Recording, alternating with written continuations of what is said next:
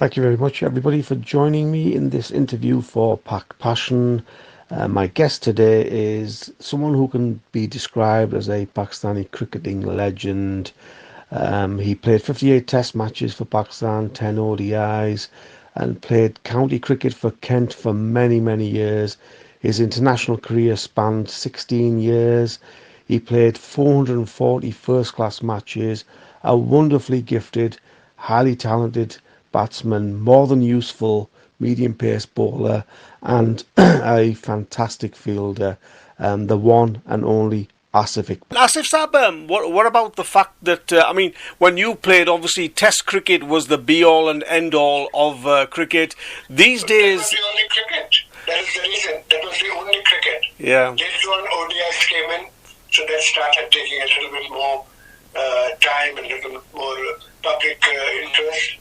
And now the T20 has totally taken over. Yeah. And it's sad to see Test matches being played on empty grounds. Nobody's watching it. Yeah. And most of the countries, including Pakistan. And many people feel that obviously you played a lot of 50-over cricket around the world. People are worried about the future of 50-over cricket, sir. Well, when the 50-over cricket came on the scene, everybody used to say that the Test cricket is in dire trouble and that it's going to affect and all that. Now that the T20 has come, so it's both the Test cricket as well as the ODI. They are in trouble only because the revenues that T20 is generating, and besides the revenue, the interest, look at the amount of crowds they are, attracting. All those things contributing to this, what we are discussing. So I think it is difficult, very honestly, it is difficult to talk about an era where, when I was playing cricket, I was born in that era and I, had that passion and that desire to play cricket. But now I don't think it's the passion or the desire. Most of the time it is the profession. It's livelihood, people's livelihood. In our days, parents wouldn't allow us to go and spend time on cricket field saying that don't waste your time. And now the parents themselves are driving the young kids to the academies so that they could, make a career in cricket.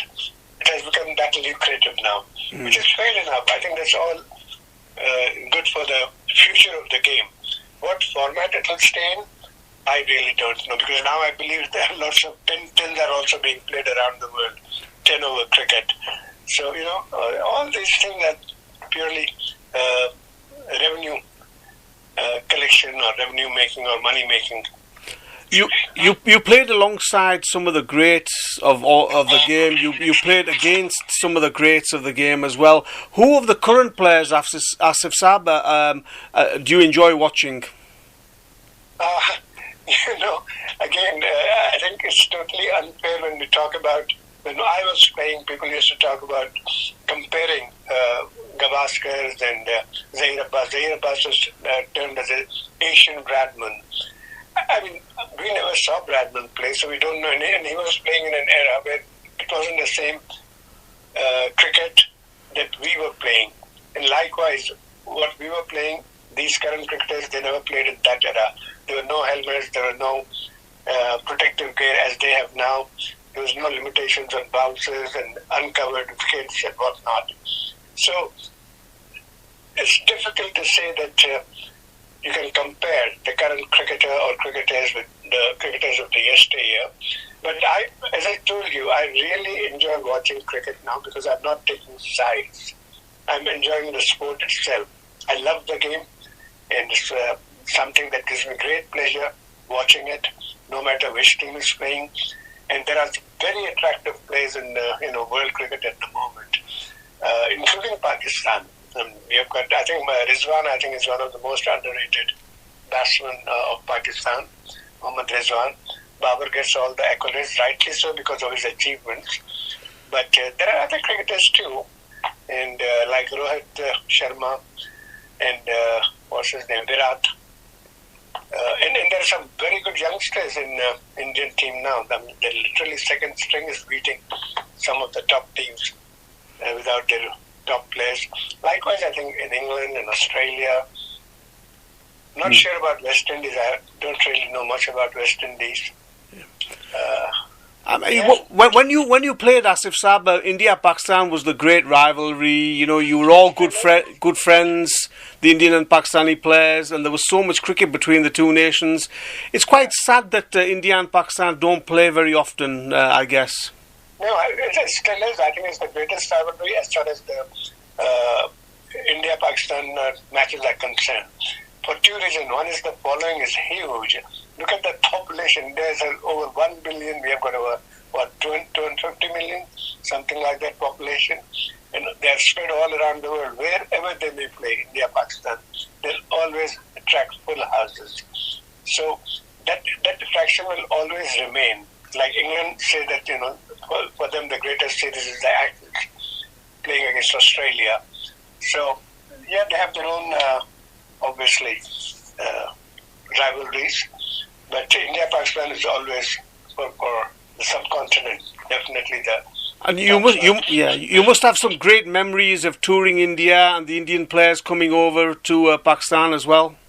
Yeah, I think we were fortunate because in those days, although we didn't play much against India, or I think only one series I played in my 20-year career, or 16-year career, whatever it was, between India and Pakistan, one at home and one away.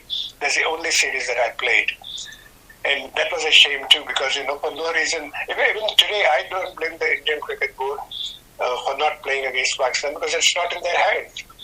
And I find it strange that the ICC says that no political involvement will be allowed in cricketing matters, but yet they keep quiet when India, we can't play against Pakistan because our government doesn't allow it. And then there's their mum on it. But I don't know why they do that.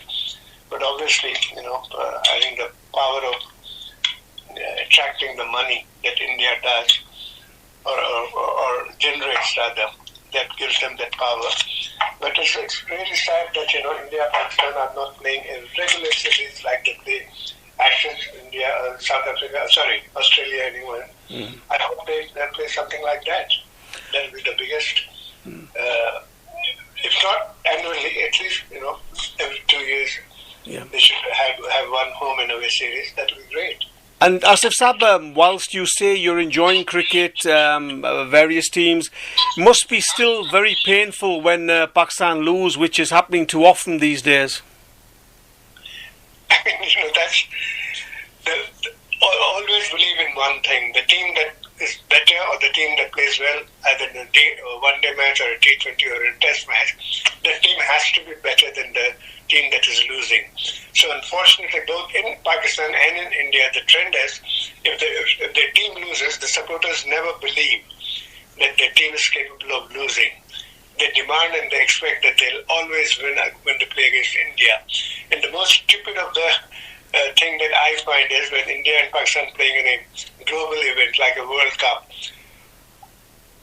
for the supporters and most of the media, the most important thing is that if you're a Pakistani, you want to beat India, or if you're an Indian, you want to beat Pakistan. Doesn't matter whether you win the World Cup or not. And I think if you ask the players, they don't care.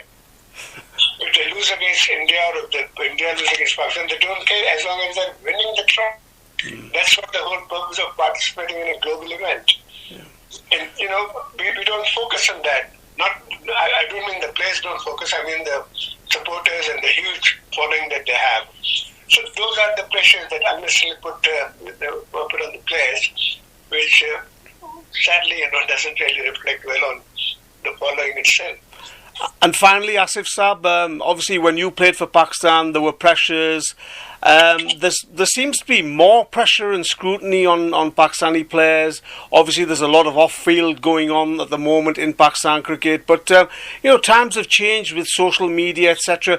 Do you think it's harder for the modern-day Pakistani cricketer? No, I wouldn't say just for a modern Pakistani cricketer. I think it's all the cricketers, all the sportsmen around the world. Be there tennis players, be there footballers, whatever they are playing, because there's so much scrutiny, like you rightly said, being on the social media all the time. But the fact remains that the cricketer, if you ask, if I was playing today, And if you were telling me that, these are the pressures, I would say no. Because I'm not really bothered about what the social media is promoting or not promoting about me. I'm more concerned about my performance, because it's my livelihood now. I have to perform to stay in the team. I have to perform to make a living, to make an earning. So I don't think that those pressures really matter. And they should. If anybody is being,